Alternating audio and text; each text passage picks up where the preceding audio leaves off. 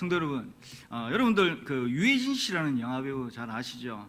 예, 구수한 입담, 그리고 재치, 그리고 깐죽거리는 그런 캐릭터로 많은 영화에서 감초 같은 역할을 하면서 영화의 재미를 한층 더하는 참 어떻게 보면 멋진 배우입니다.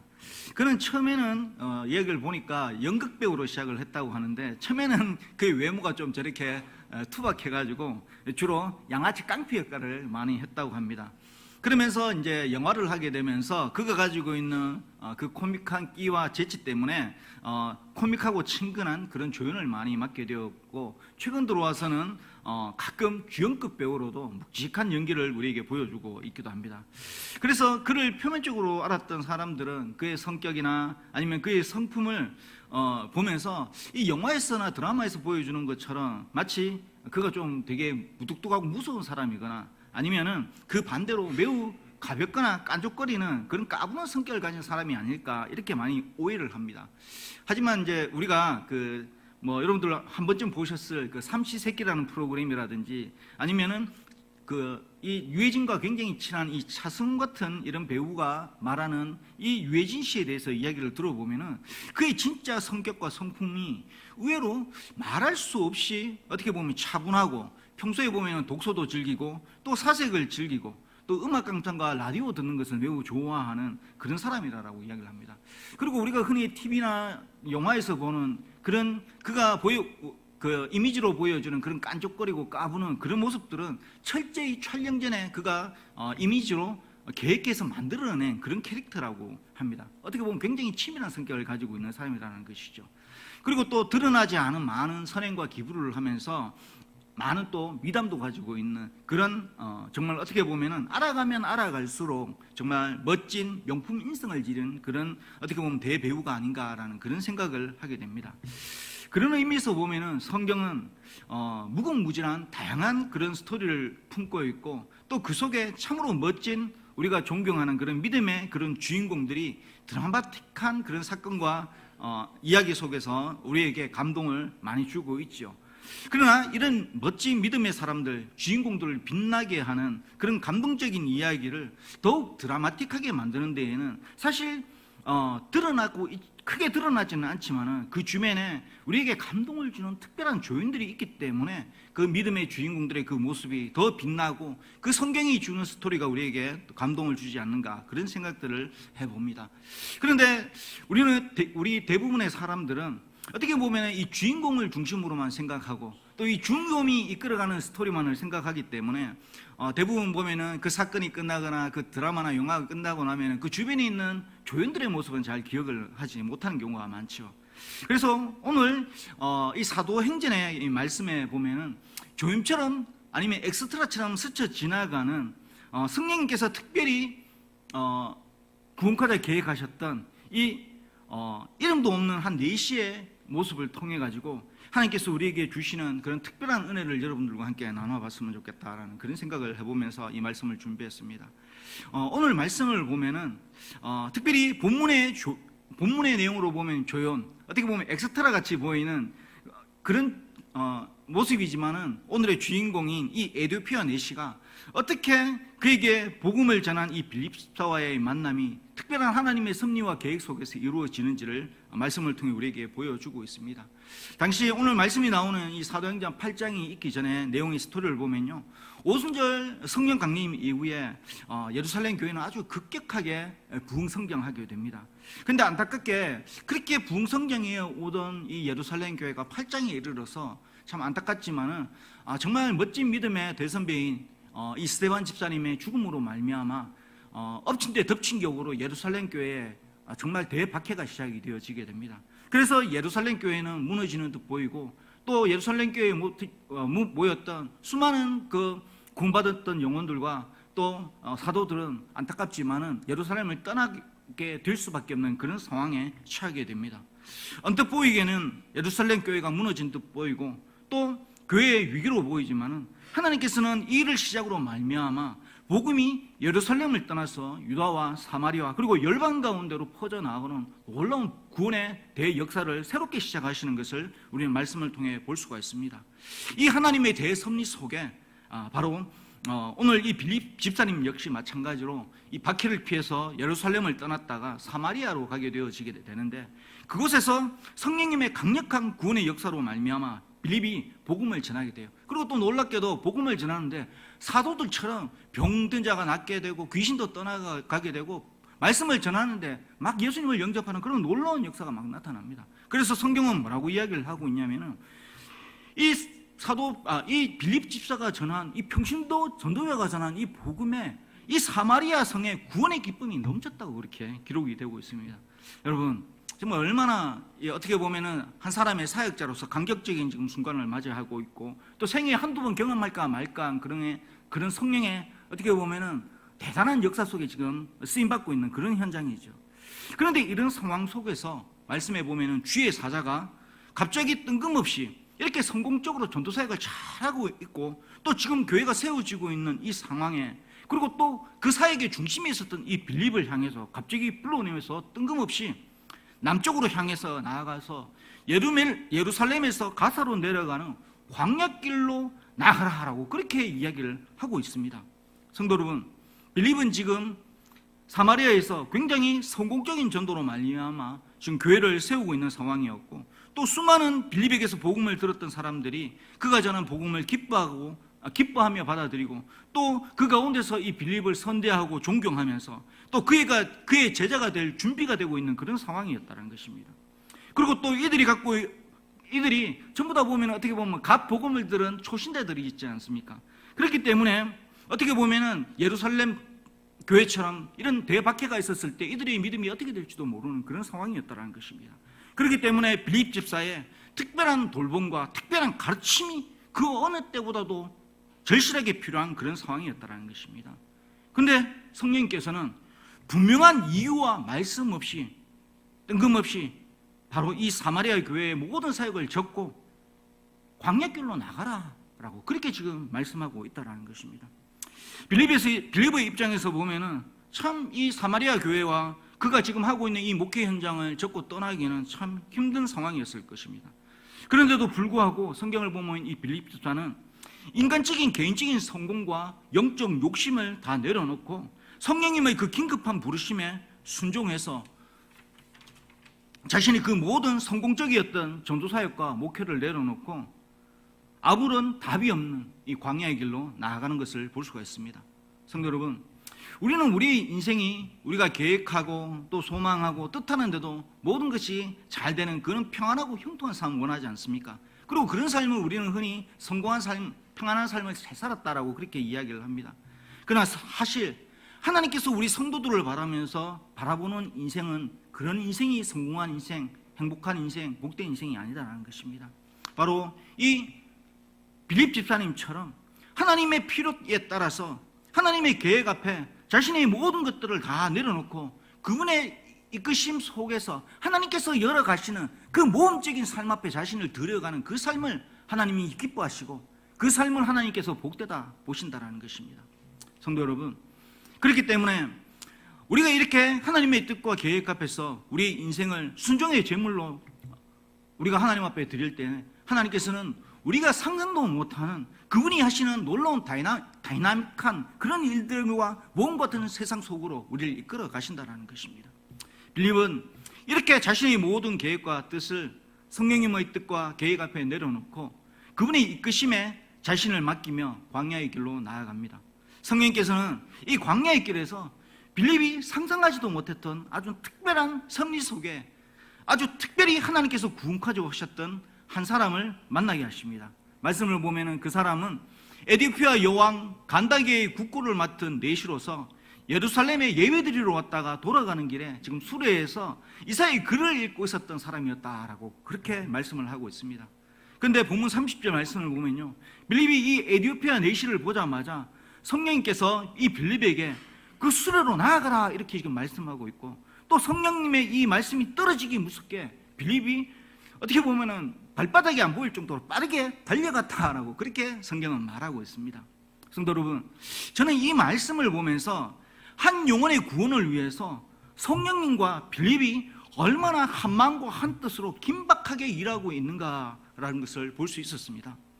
한 영혼의 구원을 그 무엇보다도 원하시는 하나님의 그 마음과 그리고 그 마음과 그 뜻을 알아서 한치의 망설임도 없이 그것을 자신의 책임과 의무로 받아들이면서 충성과 순종하는 종의 자세를 지닌 이 빌립의 모습, 여러분 얼마나 아름다운 모습입니까? 우리 부산 총교회 성도님들의 삶의 모습 속에서도 이렇게 성령님의 음성에 민감하고 그리고 그 부르심이 어떤 음성이든 간에 충성스럽게 순종할 수 있는 그런 종의 자세를 지닌 그런 성도님들 되시기를 주님의 이름으로 축원합니다. 저는 대학교 2학년을 마치면서 그 3학년으로 넘어가기 전에 금식 수련회에 한번 참여한 적이 있었습니다. 근데 그 금식 수련회 동안에 그 설교자를 통해 가지고 제게 굉장히 강력한 도전의 말씀이 하나 주어진 게 있었는데, 그것은 무엇이었냐면 당시에 제가 다니던 안동대 옆에 공업 전문대가 하나 새로 생기고 있었는데, 그곳에 누군가가 들어가서 복음을 전하는 일을 해야 되는데 누가 그 일을 헌신하겠느냐라는 강력한 도전이 왔었습니다. 그때 이 금식하면서 기도하는 중에 저와 저의 선배님 한 분이, 두 사람이 이제 그 부름에 응답을 했습니다. 왜 그때는 그런 마음이 들었는지 잘 모르겠습니다. 그러면서 방학 동안에 저 조선소에서 노가다 하면서 그 힘들게 벌었던 그 등록금을 사실 헌금을 해버리고, 그리고 한 학기를 휴학을 하면서 부모님 몰래 부모님께는 학교를 다니는 척하면서 저는 그 한 학기를 온전히 하나님 앞에 바치면서 그 전문대학교에 가가지고 매일매일 같이 복음을 전했습니다. 당시 학교에서 한 2km 정도 떨어진 조그만 마을에 조그만 그 자취방을 얻어서 저희 그 선배님과 더불어서, 여러분 브레이크 없는 자전거를 혹시 타본 적이 있으신지 모르겠습니다. 체인은 있는데 브레이크가 없는 자전거입니다. 그 자전거에 몸무게가 100kg가 넘는 저희 선배와 제가 두 사람이 탔다는 겁니다. 이해가 되십니까? 자전거가 정말 삐걱삐걱하면서 그런 소리를 내면서 가는 자전거였는데, 학교 올라갈 때는 오르막이라서 그런 대로 그냥 힘들게 올라가긴 했는데, 내려올 때는 브레이크가 없이 그냥 내려왔습니다. 그러면서 이제 그 전도하러 다녔고, 또 전도하는 과정에 또 이제 그 당시에는 연탄을 뗐었는데 그 전도 사역을 하면서 한 2번 정도 연탄 취해가지고 죽을 뻔한 적도 있었던 그런 적도 있었습니다. 그런데 이 한 학기가 지나는 동안에 그때 신입생들이 한 450명 정도가 이 전문대에 들어왔었는데, 정말 제가 군대를 7월 중순에 갔는데 7월 중순에 가기 전까지 저와 이 선배 두 사람이 이 캠퍼스에 450명의 신입생들과 교수님 한 분도 안 빼놓고 다 전도를 했습니다. 다 전도를 했다는 것은 복음을 전했다는 이야기죠. 다 믿겠다는 건 아닙니다.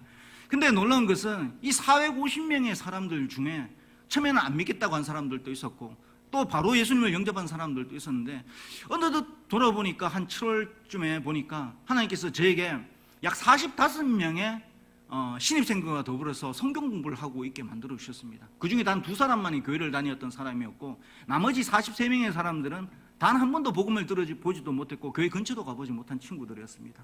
그리고 저희 선배에게는 25명의 사람과 함께 성경 공부를 했는데, 그 사람들 중에 장신대 나오는 친구들도 있고, 또 그 총신대 나온 친구도 있고, 대신대 나온 친구도 있고, 또 그 대구 장신대 나온 친구도 있습니다. 목회자만 해도 4명이나 나왔습니다. 그 외에도 많은 지금 훌륭한 안수 집사님이 돼가지고 한 번씩 저한테 연락을 오는 친구들도 있었습니다. 돌이켜보면은 그 대학교 2학년이 마치는 겨울에 하나님께서 왜 저희 가슴에 그 어떻게 보면 신학생도 아니었고 그냥 평범한 대학생이었는데 그 캠퍼스를 향해서 네가 선교사처럼 나아가서 한번 복음 한번 전해봐라 라는 그런 강력한 도전을 저에게 주셨는지, 돌이켜보면 그곳에 이렇게 하나님께서 예배해 놓으신 복음의 반응을 보이고요, 복음을 영접할 준비가 된 사람들을 예배해 놓으셨고, 또 그 학교는 정말 어떻게 보면 대한민국에서 갈 대학이 없어가지고 온 친구들이 많았어요. 제가 성경 공부했던 친구들 중에서는 사수하고 들어온 친구도 있었습니다.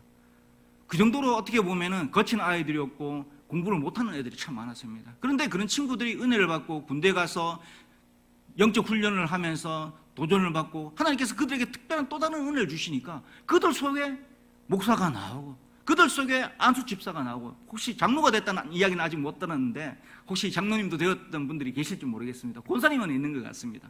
아무튼 이런 놀라운 역사를 하나님께서 일으켜 주셨다는 것입니다. 바로 하나님이 긴급하게 예비해 놓으신 영혼이 있었다는 것입니다. 말씀을 들을 준비가 된 영혼이 있었기 때문에 하나님께서는 어린 저에게 그런 마음을 주셨던 것입니다. 마찬가지로 성도 여러분, 성령님께서는 이 에디오피아 내시에 무엇을 보았길래 이 에디오피아 내시의 어떤 점 때문에 이렇게 긴박하게 한 영혼의 구원을 위한 놀라운 계획을 시작을 하셨고, 빌립 역시 무엇 때문에 자신이 그 모든 사역들을 내팽개치고 광야로 나왔다가 이렇게 마치 보문을 발견한 듯 이렇게 에디오피아 내시에게로 달려갈 수밖에 없었을까요? 첫 번째로 성령님과 이 빌립 집사는 이 에디오피아 내시가 예배를 사모하는 자였다라는 것을 보았다라는 것입니다. 본문 27절과 28절의 말씀을 보면 이 에디오피아 내시가 예루살렘에 왔던 것은 바로 예배드리러 왔다라는 것입니다. 성도 여러분, 에디오피아는 오늘날의 수단이라는 나라입니다.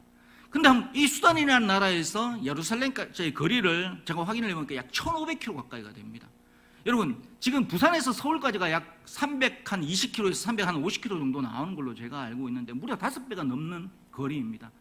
오늘날에도 차를 타고 가면 이 1500km의 거리는 한 2박 3일 정도는, 이틀이나 3일 정도는 쉬지 않고 달려가야 갈 수 있는 거리가 바로 이 1500km나 되는 거리라는 것이죠. 마차를 타고 간다면 대략 한 달이 넘는 거리를 타고 가야 되는 그런 거리라고 합니다. 한마디로 말해서 여러분, 예배 한번 드리려고 이 한 달을 수레를 타고 이 예루살렘으로 왔던 사람이었다는 것입니다.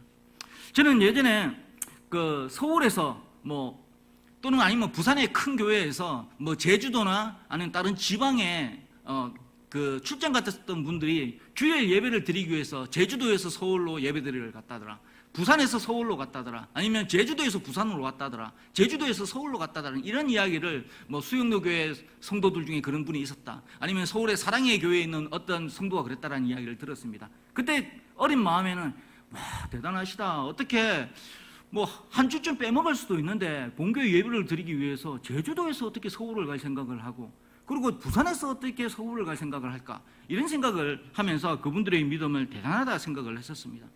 그러나 성도 여러분, 지금 이 내시는 단순히 부산에서 서울 정도가 아니라, 제주도에서 서울 정도가 아니라 1500km라는 무려 한 달을 수레를 타고 와서 가야만 예배를 드릴 수 있는 그런 예배를 드렸다는 것입니다. 서울에서 부산까지 비행기로 1시간이면 가지 않습니까? 서울에서 제주도까지 2시간 걸립니까? 1시간 반도 안 걸리지 않습니까? 마음만 먹으면 얼마나 갈 수 있는 거리입니다. 하루 안에, 몇 시간 안에 갈 수 있는 거리입니다. 그런데 이 내시는 무려 한 달이라는 기간을 수레를 타고, 그것도 좋은 길이 아니라 광야의 길을 더위와 또는 그 굉장히 척박한 그 환경을 극복하면서 예배로 나아갔다라는 것입니다.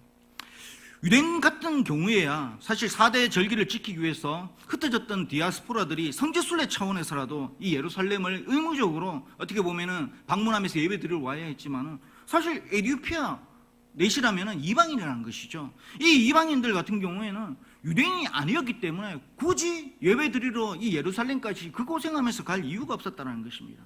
아까도 말했지만은 이 에디오피아는 오늘날의 수단이라는 나라인데, 이 수단이라는 나라는 과거에 그 구스, 구약 성경에 보면 구스라고 나오죠. 이 구스가 누굽니까? 바로 노아로부터 저주를 받은 함 자손의 자손들이 만든 나라가 바로 구스라는 나라입니다.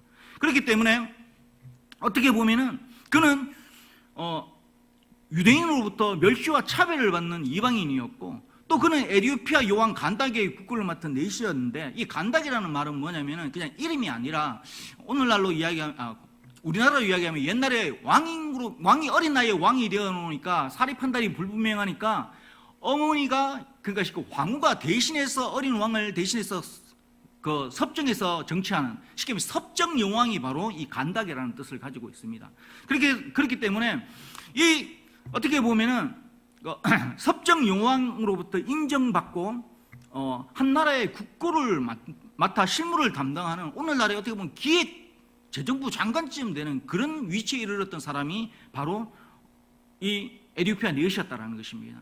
그렇기 때문에 어떻게 보면은 그렇게 고귀한 신분을 가진 사람이 한 달 동안이나 광야길을 지나서 수레를 타고 오는 그 생고생을 해가면서 이 예루살렘까지 와가지고 이렇게 예배를 드릴, 어떻게 보면 하등의 이유가 없었던 사람이었다라는 것이죠. 사실 그가 애써 이렇게 예배 드리러 와도 이 예루살렘에는 그를 반겨주거나 선대해 줄 사람이 아무도 없었습니다. 그리고 또 그는 나라의 재정을 운영하는 매우 중요한 그런 일을 하는 사람이었기 때문에 그가 없으면 나라에 어떻게 보면 돈이 안 돌아가는 그런 상황일 수도 있었기 때문에 그렇게 중요한 사람이 이렇게 장기간 나라를 비워두고 이렇게 과감하게 긴 여행을 떠날 수 있는 일, 이건 역시 쉽지 않은 일이었다는 것이죠. 그리고 또 이렇게 지체 높은 관직을 가진 사람으로서 굳이 사세 고생을 해가면서 이 예루살렘까지 먼 길로 와서 예배 드릴 수 있을 필요가 없던 사람이 바로 이 어떻게 보면 에티오피아 내시였다라는 것입니다. 근데 여러분, 성경에는 보면요, 이렇게 어떻게 보면은 유대인과 아무 상관도 없고 예배드릴 하는 게 이유가 없는, 이렇게 먼 길을 고생해서 사소해가면서 예배드리러 올 이유가 없는 이 사람이 예배드리러 왔다고 이야기를 하고 있습니다. 여러분, 무엇 때문에 예배드리러 왔겠습니까? 저는 단 한 가지 이유밖에 없다고 생각합니다.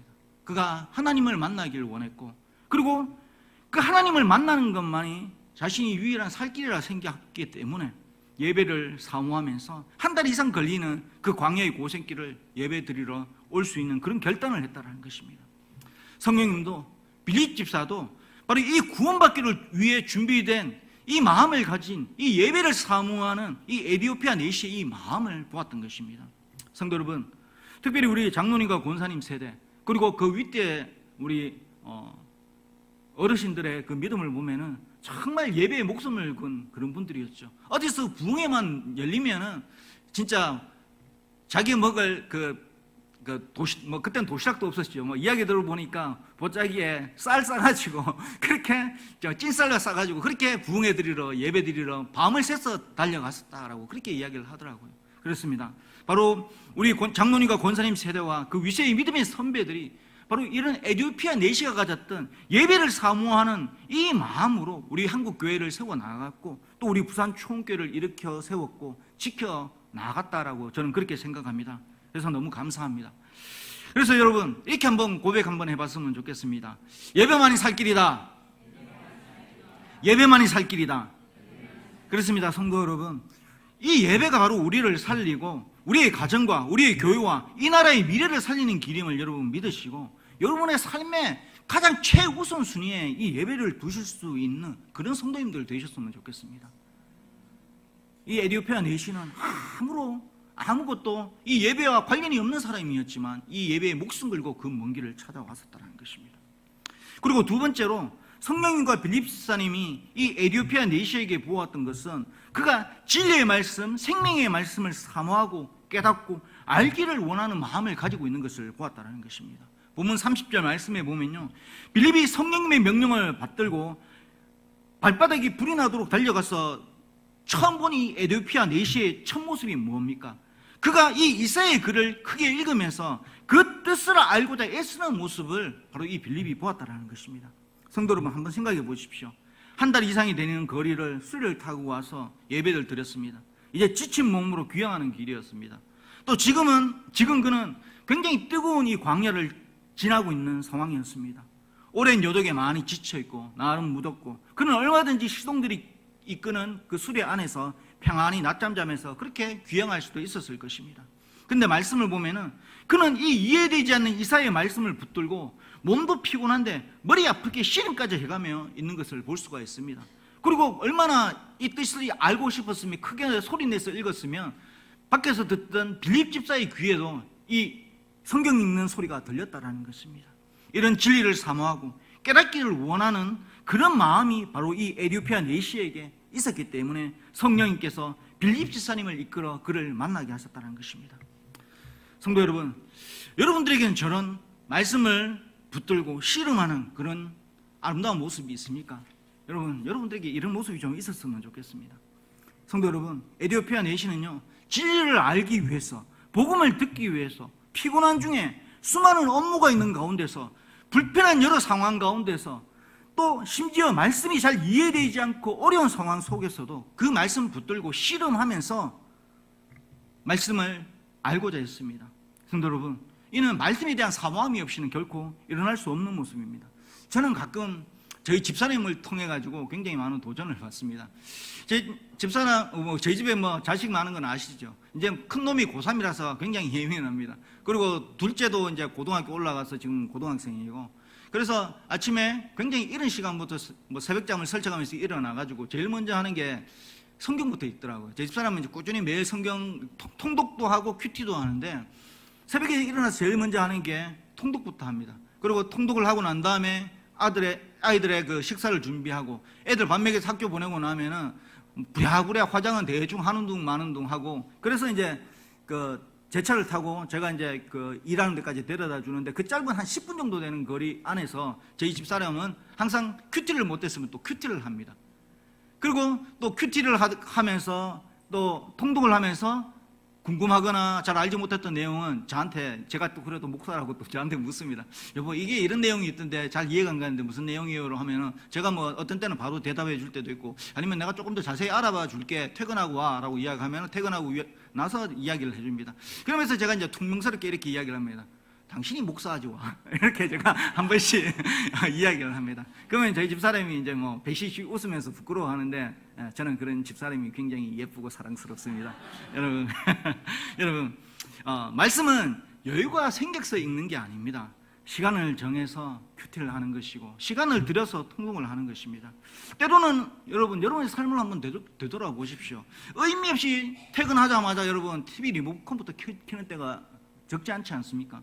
의미 없이 앉으면 휴대폰 탁 열어가지고 유튜브 보고, 그리고 게임하는 시간 한번 생각해 보십시오. 그게 어떤 때는요 30분이고 1시간이고 순식간에 지나가는 거 여러분 경험하지 않습니까? 근데 여러분, 은혜를 받기 위해서, 주님께서 나에게 하시는 음성 듣기 위해 가지고 습관처럼 말씀을 여는 훈련들 되어 있습니까? 안 되어 있지 않습니까? 그런 훈련들을 하셔야 됩니다. 그런 거룩한 습관이 여러분의 삶 가운데 자리 잡을 수 있도록 여러분의 삶을 만들어 가 보십시오. 여러분, 때로는 TV 보고 있다가 리모컨을 좀 끄시고, 휴대폰 보고 있다가 유튜브 보다가 잠시 닫고, 성경을 봐야겠다, 이런 마음으로 성경을 펼 수 있는 그런 성도님들 되시기를 도전합니다. 그리고 성도 여러분, 말씀이 어려워서 이해가 안 돼서 읽기 어려우십니까? 제가 보기에 여기 계신 분들 중에 여러분, 글쎄요, 글 모르시는 분 한 분도 없는 것 같고, 적어도 중학교, 고등학교 이상은 나이 많으신 어르신들도 다 나왔고, 제가 봤을 때 여기에 70% 이상은 다 대학 이상 학력을 소유하신 분들처럼 그렇게 보입니다. 여러분, 말씀 어려울 수 있죠. 그러나 여러분, 어렵더라도 멈추지 마십시오. 한 장이든 두 장이든 목표를 정해놓고 꼭 끝내십시오. 그 다음에 잘 모르는 내용이 있으면, 저희 집사람이 저한테 그랬던 것처럼 우리 담임 목사님이나 부족하지만 저희 교육자들에게 물으시면, 때로는 바로 이야기해 드릴 수 있는 부분들 있지만은 저희가 준비가 안 됐거나 아니면 잘 헷갈리는 부분들이 있다면 언제든지 조금 시간을 주시면 공부해서 알려드리겠습니다. 그러니 여러분, 어렵다고 성경 말씀 읽는 것을 여러분 멈추지 말았으면 좋겠습니다. 빌립 집사님처럼, 에디오피아 네이십처럼 빌립 집사에게 다가갔던 것처럼 그렇게 교육자에게 아니면은 믿음의 선배들에게 나아갈 수 있는 그런 여러분들 되시기를 도전합니다. 시편 기자는 주의 말씀이 정말 꿀송이 같다라고 이렇게 노래를 했습니다. 이 꿀송이 같은 말씀의 참마, 그 풍성함을 누리실 수 있는 우리 부산 초원교회 성도님들 되시기를 도전합니다. 이 꿀송이 같은 말씀이 여러분의 인생을 여러분들이 생각하지 못하는 놀라운 인생으로 바꾸어 나갈 겁니다. 성도 여러분, 이 꿀송이 같은 말씀을 사모했던 사람들이 역사 속에 참 많이 있습니다. 그런데 그 사람들이 대단했기 때문에 위대한 일을 한 것이 아닙니다. 성도 여러분, 그들이 말씀을 가까이 하고 말씀을 사랑했더니 말씀이 그들로 하여금 위대한 일을 하게 만들었습니다. 마틴 루터, 말씀이 그로 하여금 종교개혁을 일으키게 만들었고, 또 위대한 20세기의 전도자였던 여러분 잘 아는 D.L. 무디, 말씀이 그로 하여금 복음을 들고 나가게 만들었고, 또 감리교의 청취자였던 요한 웨슬레이, 그 역시 마찬가지로 말씀이 그로 하여금 위대한 성인이 되게 만들었던 것입니다. 성도 여러분, 성경을 사랑하고 말씀을 가까이 했던 사람들은 여러분, 말씀이 그들로 하여금 경험하지도 못하고 생각지도 못하고 상상하지도 못했던 그런 삶을 살게 했다는 사실입니다. 한번 고백해 보십시오. 말씀만이 살 길이다. 말씀만이 살 길이다. 그 말씀이 여러분의 인생을 어떻게 변화시키는지 여러분 말씀 사랑하시고 그 말씀이 여러분의 삶을 한번 맡겨보십시오. 그 말씀이 여러분들을 놀라운 인생의 길로 만들어 가시는 것을 경험하게 되실 것입니다. 그리고 성도 여러분, 이 말씀이 오늘 말씀에도 보면은 이 에티오피아 내시를 살리고 구원해내는 것을 볼 수가 있습니다. 본문 36절에서 39절의 말씀을 보면요, 이 생명의 말씀, 살리는 말씀이 이 에티오피아 내시를 살려내고 구원해냅니다. 말씀을 보면 빌립으로부터 그가 들은 이 이사야의 말씀이 어떤 말씀입니까? 바로 우리의 죄를 대속하러 오신 구세주 예수님에 대한 말씀임을 이 에티오피아 내시가 깨닫게 됩니다. 그랬더니 어떤 반응이 나옵니까? 기쁨으로 이 말씀을 받아들이고 주저함 없이 그 마차에서 내려서 세례를 받고 구원의 은혜를 입는 것을 여러분 볼 수가 있습니다. 성도 여러분, 세 번째로 이 에티오피아 내시가 구원을 얻을 수 있었던 것은 그에게 찾아온 이 구원의 기회를 놓치지 않고 붙잡을 준비가 되어 있었던 영적 갈급함을 지닌 사람이었음을 우리는 말씀을 통해 볼 수가 있습니다. 성도 여러분, 이 에티오피아 내시는 어떻게 보면 삭개오와 같이 오직 성공한 인생, 힘 있는 인생 되기 위해서 수단과 방법을 가리지 않고 살아왔던 인생일 수가 있습니다. 그래서 한 나라의 국고를 맡은 재상이 되기까지 그는 능력과 충성을 인정받는 그런 인생이 되기 위해 가지고 마지막 그의 자존심인 생물학적 성까지 버려가면서 독하게 1인지하 만인지상의 그 권세와 권위를 얻게 되었습니다. 그럼에도 불구하고 그에게는 채워지지 않는 그런 영적 갈급함이 있었습니다. 그는 이 영적 갈급함을 채울 비밀을 찾기 위해서 이방인인데도 불구하고 또 생식기 불구자인데도 불구하고 유대인들이 멸시하고 천대함에도 불구하고 한 달이 넘는 그 긴 시간이 걸려 이 예배의 자리로 나와왔었고 또 진리의 말씀을 붙잡으려고 했었고 그리고 마침내 구원을 받을 수 있는 이 복음의 말씀을 듣고 그 말씀을 믿음으로 영접하고 세례를 받는 그런 선택을 했었습니다. 복음의 말씀을 사실 어떻게 보면은 이 모든 과정은 이 에티오피아 내시에게 있어서는 참 쉽지 않은 선택이었습니다. 그는 이 구원의 기회를 잡기 위해서 자신의 모든 것을 내어놓았습니다. 고생을 해가면서 1500km가 넘는 한 달 넘어 여행을 해야 할 수 있는 그 예배의 길을 선택을 했었고 그는 그 고고한 그의 권위와 또 내실한 그의 부끄러움을 내려놓고 겸손하게 전도자 빌립 앞에 나아갔습니다. 그리고 그 전도자 빌립 옆을 자신의 옆자리에 앉힙니다. 그리고 또 이 화려한 마차에서 내려와서 이름도 없는 어느 웅덩이에서 기쁘게 세례를 받으면서 그에게 찾아온 이 구원의 기회를 놓치지 않고 붙잡았습니다. 그 모든 선택할 수 있었던 이유가 다른 것에 있는 것 아닙니다. 살고자 구원받고자 하기 위해서 그가 가지고 있었던 그 갈급한 마음을 하나님만이 아셨기 때문인 것입니다. 성도 여러분, 하나님께서는 세상에 그 누구도 알아보지 못하고 있는 이 영적 갈급함을 보실 수 있는 그런 분이십니다. 성도 여러분, 우리 하나님께서는 바로 이런 그를 진실로 만나기를 원하고 진실로 구원받기를 원하고 진실로 은혜 받기를 원하는 그런 자를 버려두지 않습니다. 우리 부산 초원교회 성도님들, 이렇게 하나님이 만나주시기를 원하시는 그런 에티오피아 내시와 같은 그런 영적 갈급함을 지닌 그런 성도님들 다 되시기를 진심으로 축원합니다. 말씀을 맺겠습니다. 우리 부산 초원교회 성도님들, 저는 오늘 위대한 평신도 전도자 빌립, 저는 오늘 위대한 평신도 전도자 빌립 집사님이 만났던 수많은 전도자들 중에 어떻게 보면 엑스트라와 같고 어떻게 보면 조연과가 같은 한 이름도 없는 내시의 삶을 여러분들과 함께 묵상해 보았습니다. 비록 그는 고귀한 유대인도 아니었고 평범한 인생 스토리를 지닌 그런 사람도 아니었습니다. 잘은 모르나 그는 성공한 인생, 힘 있는 인생, 높아지는 인생 위에 가지고 자신의 마지막 생물학적 성까지 버려가면서 여왕의 인정을 받아 한나라의 모든 재정을 좌지우지하는 그런 자리까지 오르기 위해서 악바리처럼 살았던 그런 인생이었습니다. 하지만 그는 행복하지 않았습니다. 알 수 없는 영적 목마름에 시달리던 사람이었습니다. 그는 이 영적 목마름을 채우지 않고서는 살아갈 수 없는 사람이었습니다.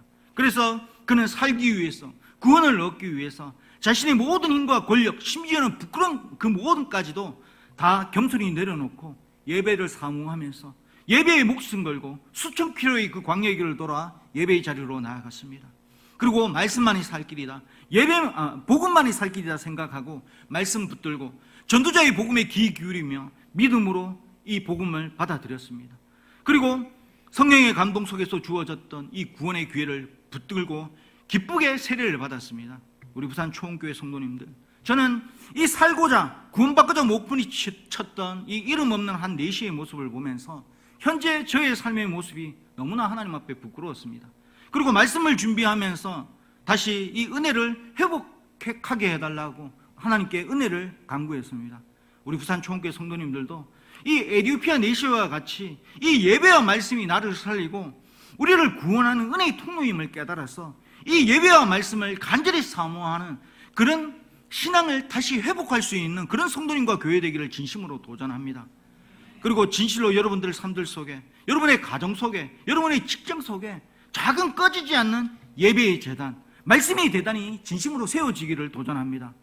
그리고 복음을 듣고 세례를 받음으로 기뻐했던 이 내시처럼 이 구원의 기쁨, 감격 잊지 마시고 살아가시는 그런 우리 성도님들 되시기를 도전합니다. 마지막으로 이 구원의 감격 속에서 성령님과 함께 한마음 한뜻으로 일했던 이 빌립 집사님처럼 그렇게 성령의 음성에 민감하게 주님의 긴급한 구원의 역사를 이루는 이 시대의 이름 없는 한 내시를 구원할 수 있는 그런 귀한 복음의 도구 되기를 주님의 이름으로 진심으로 축원합니다.